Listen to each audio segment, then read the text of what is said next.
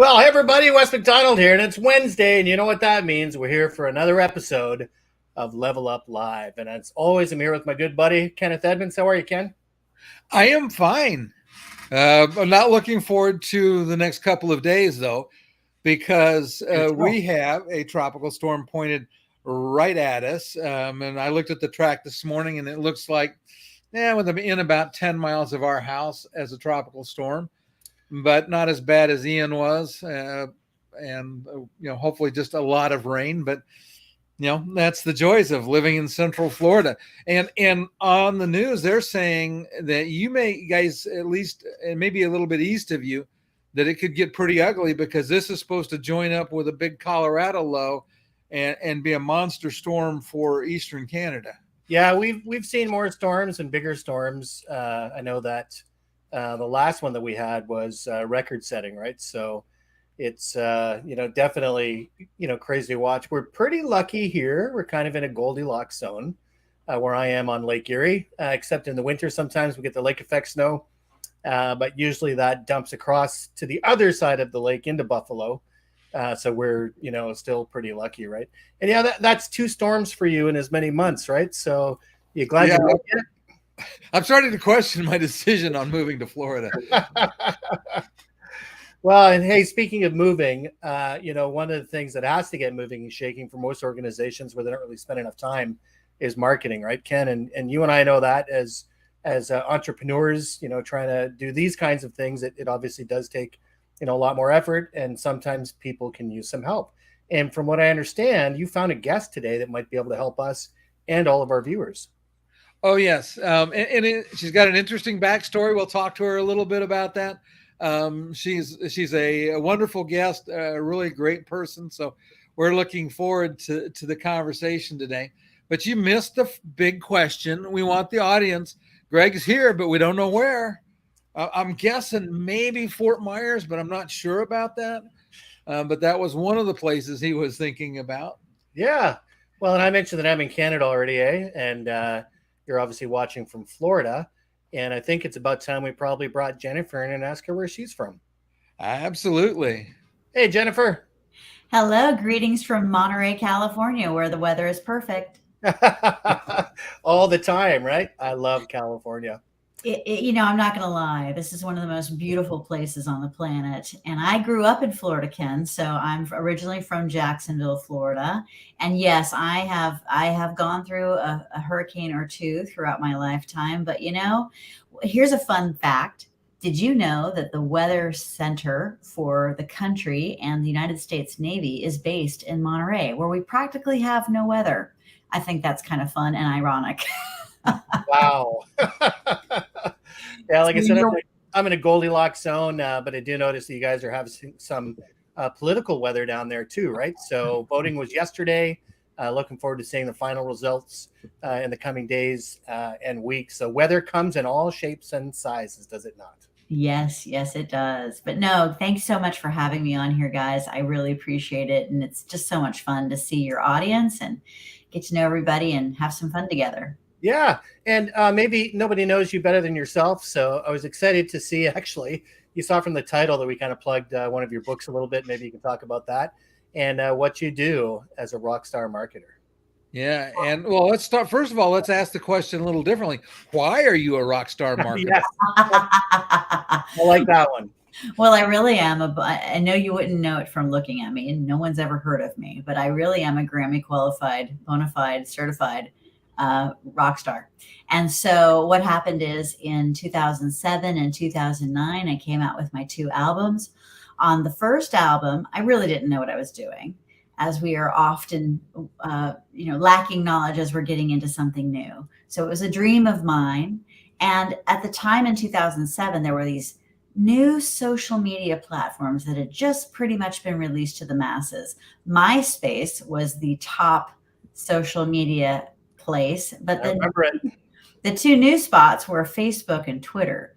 So I utilized Facebook, Twitter, and MySpace to promote my music, qualified for 10 Grammy nominations on the first album. Did not win a Grammy, but the fact that I qualified is huge. And so I thought, did I just get struck by lightning, or is that my marketing skills? Because I've always been in sales and marketing. So with the second album in 2009. I did the same kind of stuff, and lo and behold, we qualified for 8 Grammy nominations. So yeah, clearly it was the marketing. Because honestly, guys, if you listen to my music, at least now that I've heard it over, over time and I've grown, I'm like, oof, it's not that great. So marketing is the key. Yeah, we always feel that way about anything that we produce over time, right? Oh, it's so I, true. I am an actor, and I've done several short films. One of them is called Hunter, where I play kind of a Rambo style character. And as a joke, we play it in the house once in a while. My wife hates it, and yet whenever people come over, they love it. So, you got to hold on to your art, no matter how you feel about it in time gone by, because not everyone feels the way the worst critic does, which is always yourself. So true, so true. But no, it's a great opportunity. In fact, here's the joke that I often tell, the punchline. So often I will teach marketing classes within various industries. We dominate in storytelling for the auto repair industry, but we're also venturing into the construction and healthcare industries. So anyway, I give these marketing classes and I say, when I started my music, I sunk $60,000 of my money into 2 albums, all the promotion, all the music videos, all the printing of the CDs, et cetera, et cetera. In a span of 5 years, I made $1,400 back. That's the worst return on investment. Worst return. Like, I felt like such a loser. Remember when we used to do this in the 90s? Yep. Loser. And I tell you, I really felt like, ugh, what have I done? But the good news is I built a really successful marketing agency off of what I learned from that experience. And I've made way more than $60,000. So I'm in the black. I'm good. Yeah, these lessons that we learn, right? And I always say that there's more currency than dollars, and the lessons you learned on spending that. I've had some of those experiences myself. My first time in the world as a consultant, right? I spent way more money than I actually made, but you learn those lessons along the way. It's fun that you mentioned currencies. I've got a little valuable nugget, if you don't mind talking about currencies. There are 4 currencies, and the 4 currencies are money, which we often hear about in the news and elections. We're always talking about that currency, and that is the main one. But there are 3 others. There's time, there's knowledge, and there's relationships. And so the interesting thing, and again, I teach this in my book, but what is the most important currency? It's the relationship currency. Because if you have really great relationships, you can get more money, you can get more time, and you can get more knowledge. So, yeah, for sure. I tell my kids all the time when they say, Dad, I'm going to make it on my own. It's not who I know, it's what I know. I do what you do. I laugh and smile and say, those relationships, you're going to learn over time just how important they are, and how you become a product of the people that you surround yourself by, right? That knowing people's not a bad thing. It's actually a really strong currency. I'm glad you brought that up. Yeah, well, I was going to say it's interesting because you think about you and I, West, it's a relationship, and it started because I attended something that you put on and believed in it, and we started talking about it, and and kind of supporting each other, and now this is where we are today. We partner in things. We're in several organizations together, and again, it's all about, as Jennifer mentioned, it's about the relationship.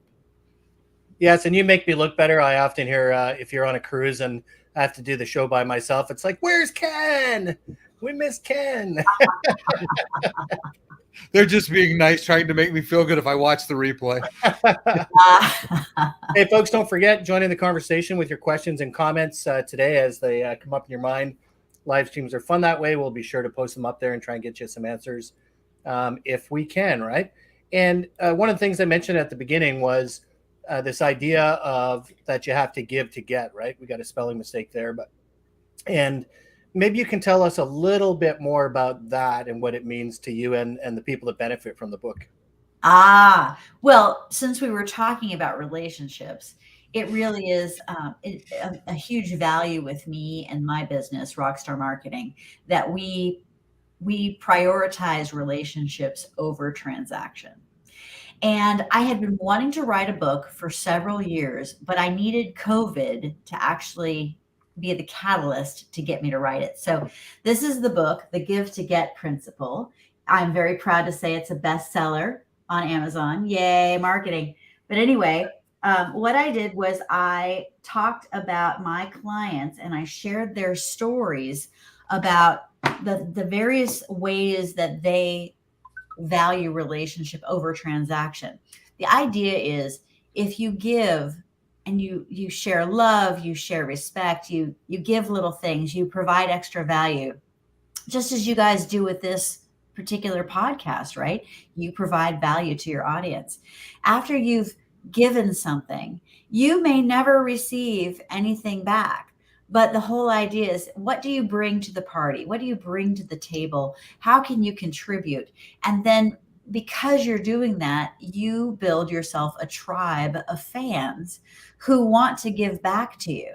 So it's the idea of truly fostering those relationships, nurturing them, and then you will have abundance because of that journey, right? So specifically what happened is that, as I'm sure everyone remembers, because it really wasn't that long ago, COVID happens and the world is shut down. Now, the majority of our clients are in auto repair.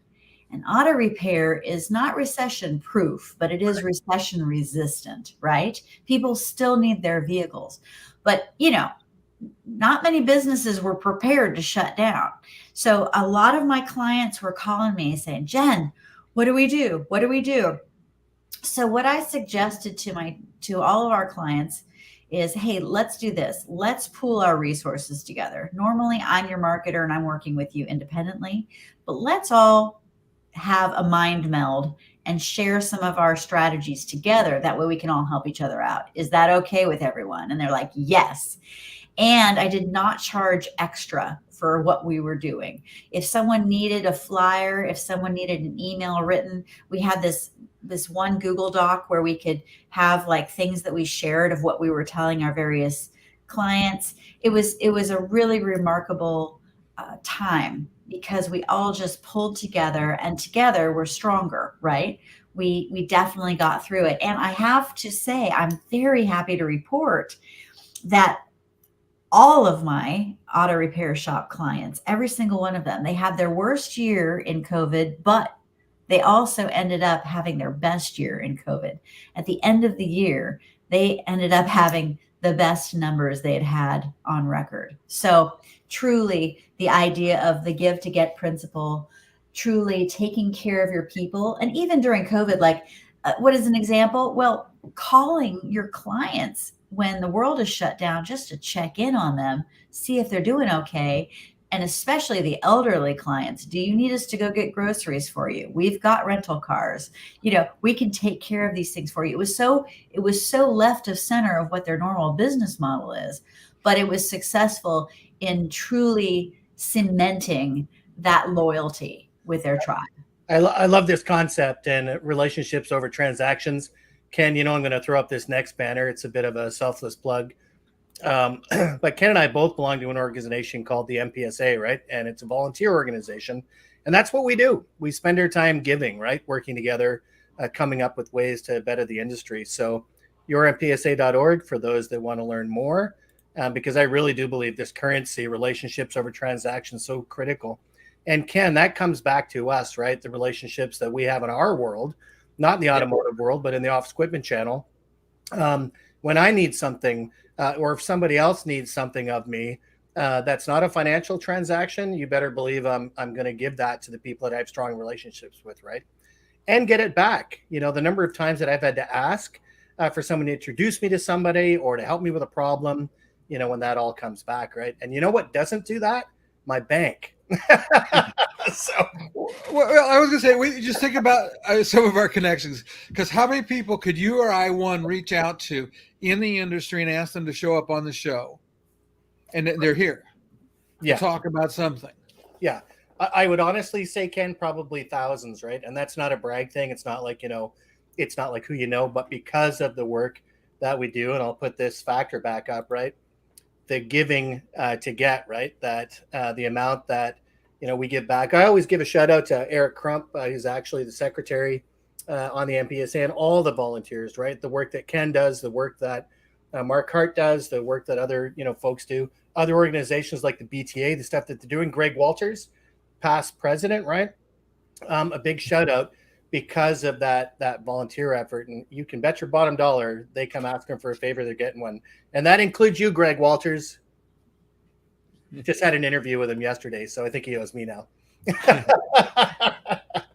Well, and I would say, and a good example is the relationship. Jennifer appeared on my show when I had my podcast, and she was such a great guest and so generous with the information she shared.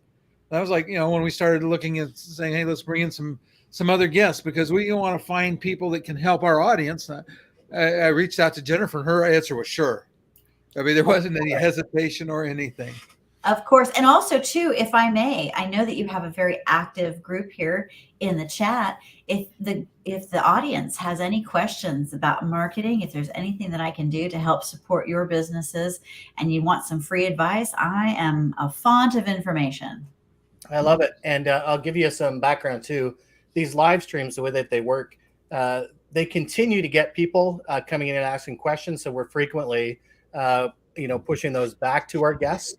They do show up as comments continuously on all of the channels that we're broadcasting on, which today is LinkedIn, Facebook, and YouTube. So wonderful. Those are great channels to be on: LinkedIn, Facebook, and YouTube. Yes, yes. And so there we have a question. Greg said, I see Facebook falling away and LinkedIn is the de facto platform. What is next? Great question, Greg. Thank you so much for asking that.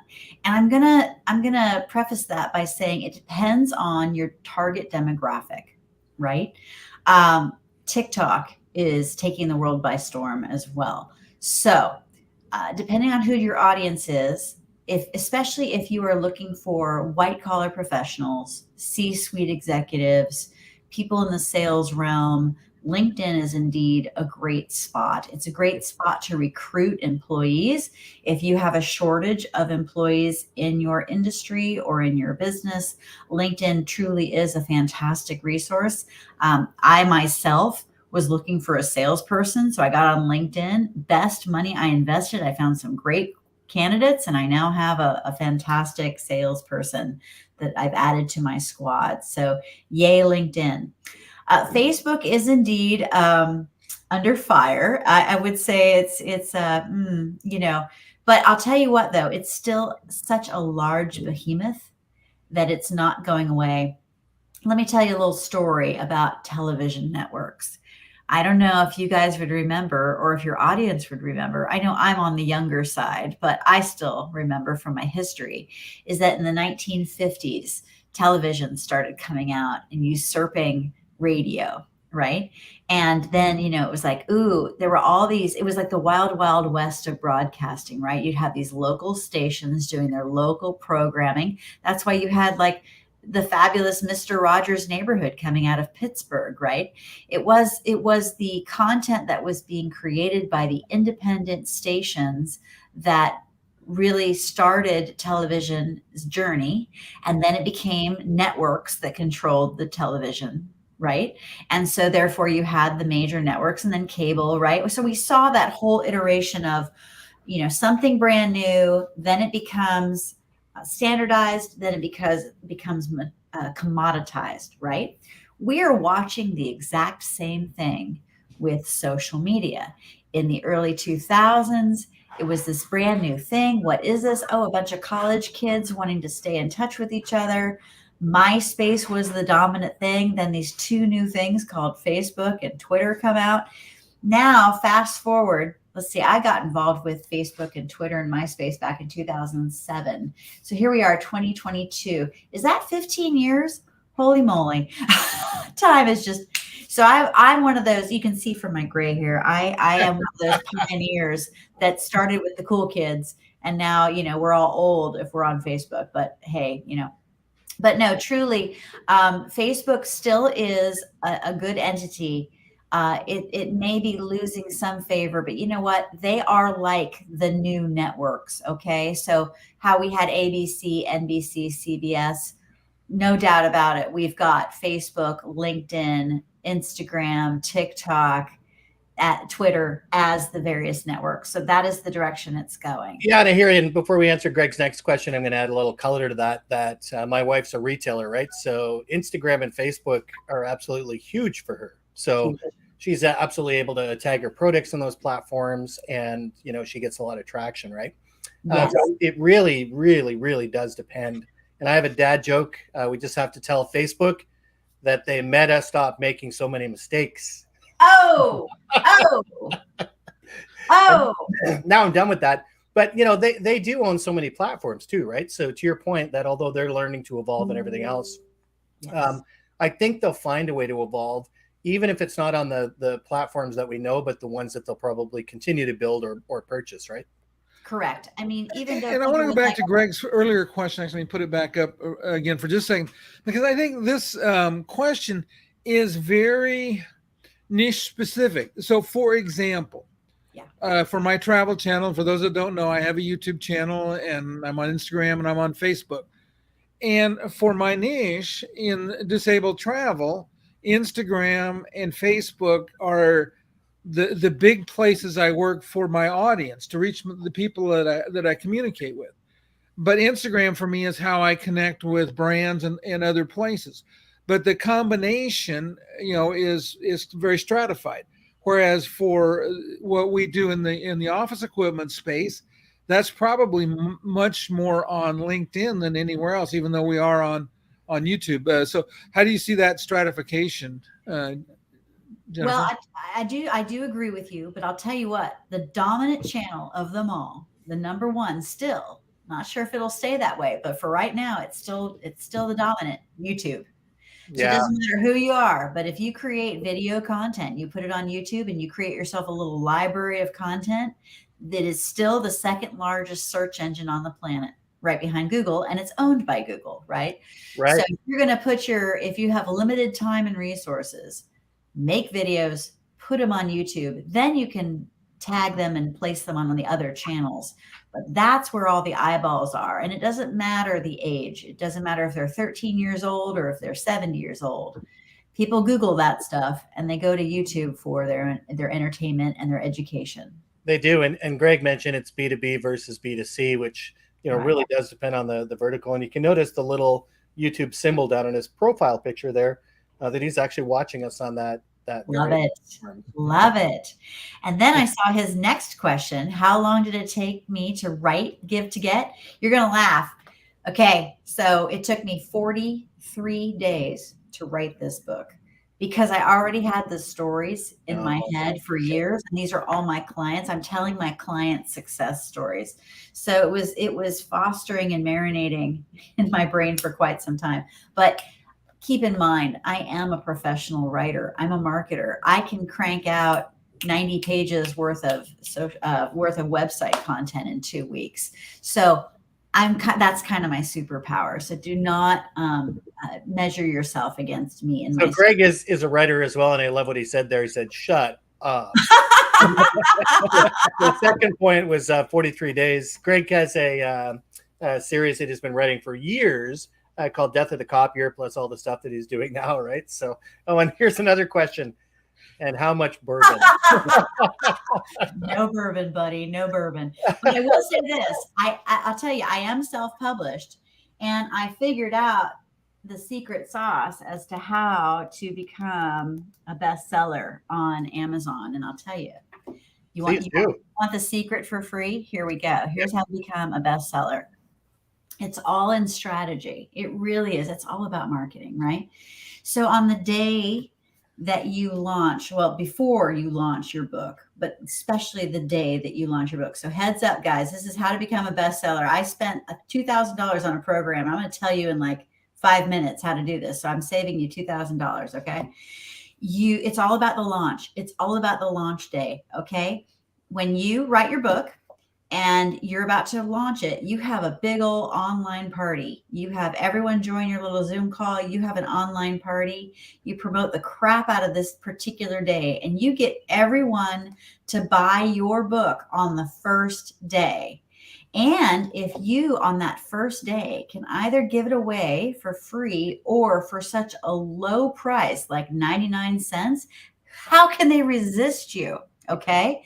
So if you do that strategy of you have 24 hours to get as many people to download that book as possible, whether it's a freebie or a drastic discount, you get them to buy, push, push, push. You give people updates on where it is in the rankings. You check your rankings, and the minute that you're number one in your particular category, you therefore earn that little sticker. So there you go. I just saved you $2,000.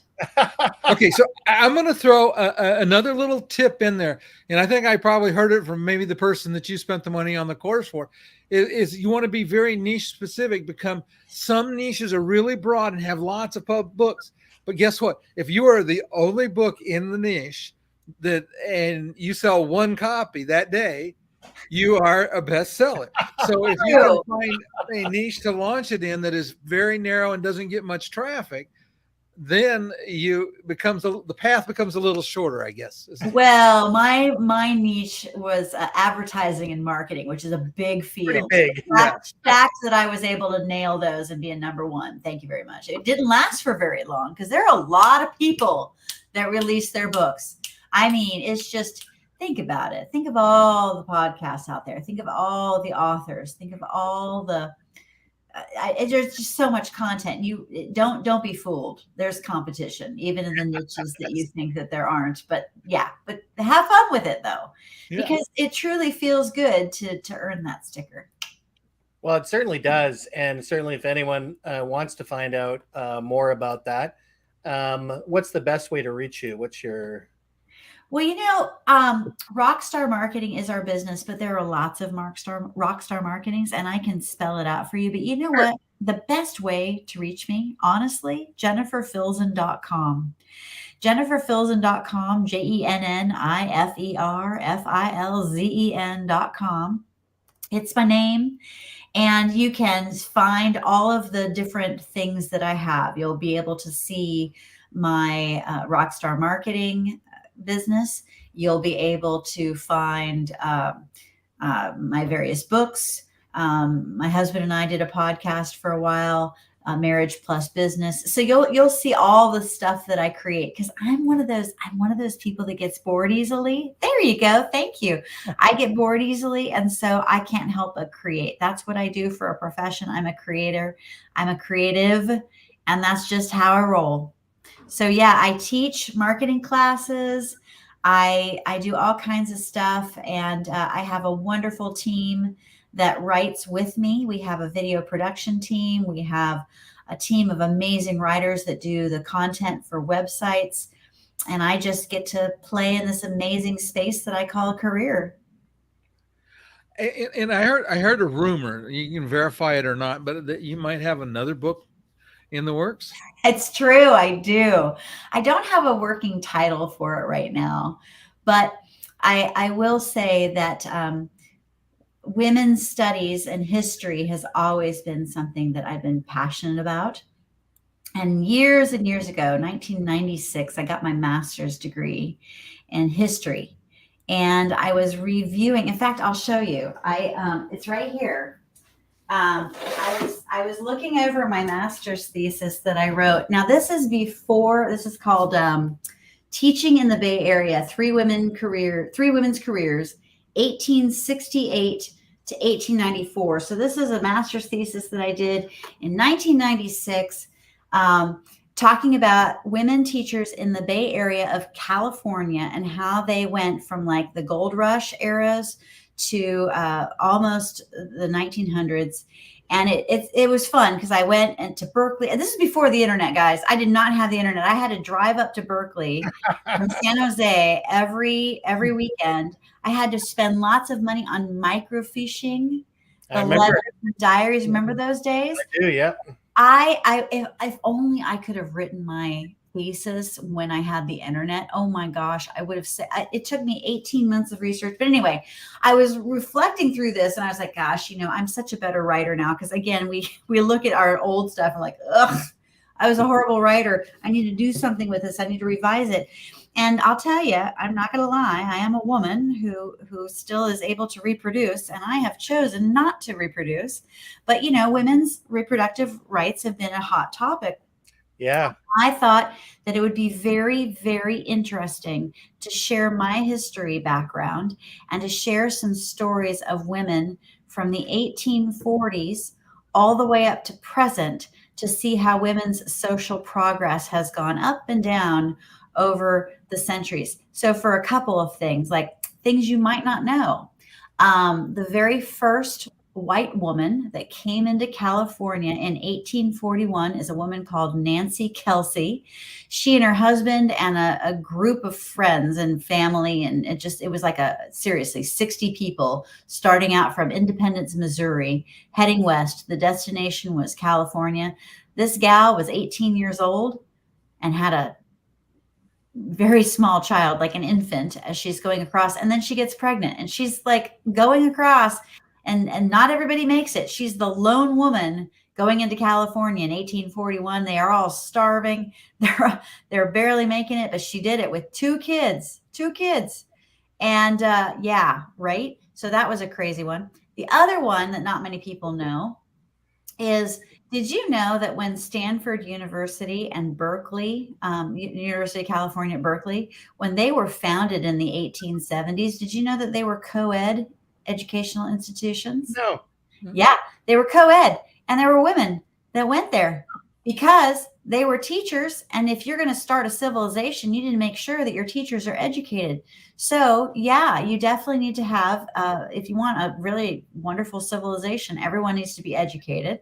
It wasn't until later that people started saying, oh, women can't handle education because their nerves are too developed and overly sensitive. Yeah, we all know that's crap. So so anyway, I just want to show everybody, male and female and everything in between, kids, adults, that there's a lot of history that we don't know about, and that we should know about this history, because social progress, it's like if you're fighting against progress, it's like pushing water uphill. Good luck. Progress is going to happen. Yeah, it's one of those things, like our channel, the Office Women channel, is very male dominated, right? It has been since it started, when people were pushing toner. And I had this conversation actually in the interview I did with Greg Walters, in which the support mechanisms, which I'm a support mechanism to the channel, right? Leasing companies, software companies, other companies, those are much more diverse organizations than necessarily the toner organizations, right? I wrote a graphic novel / marketing piece a number of years ago called The Avengettes, and it was actually sort of the dominant women in the channel that were making a difference, right? And how important it is that, unfortunately, history does repeat itself, and sometimes we do go backwards. So I'll be fascinated to see that when you actually come up with it. Really looking forward to that. It's important to remember.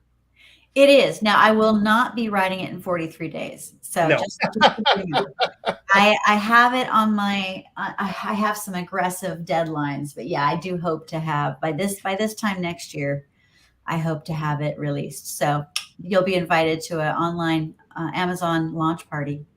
That's great. I can't wait. Actually, just come on the show before then, and we'll let you talk a little bit about. Hey, that's a great opportunity. Thank you for that. I hope it's good. No, it should be, because I am going with diaries, with firsthand accounts, and even some newspaper clippings about what was life like for the various women. So yeah, cool Well, stuff. I can't wait to see it. Yeah. Okay, so you have to check out Greg's comment. I couldn't resist posting this. Fishing, get it? He's a very small fishing pole. Oh, that's cute. That's cute.